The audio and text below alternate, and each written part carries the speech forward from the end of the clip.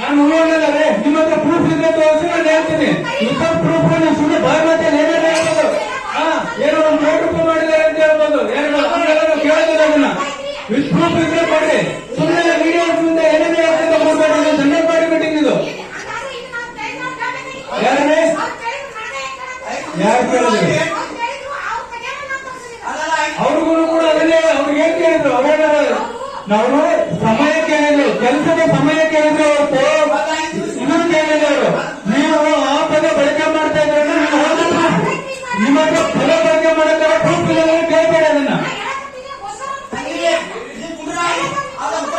ಅವರು ಸಮಯ ನಾನು ಕರೆಸ್ಬೇಕಾದ್ರೆ ನಿಮ್ಗೆ, ಆದ್ರೆ ಪದ ಬಳಕೆ ಮಾಡ್ಬೇಕಾದ್ರೆ ನಿಮ್ಮ ಹತ್ರ ಪ್ರೂಫ್ ಇರ್ಬೇಕು. ವಿತೌಟ್ ಪ್ರೂಫ್ ಜನ ಏನೇ ಹೇಳ್ತಾರೆ, ನಿಮ್ದು ಏನೇ ಹೇಳ್ತಾರೆ, ನೀವು ಮಾತಾಡ್ದಂಗಲ್ಲ ಅದನ್ನ. ಏನು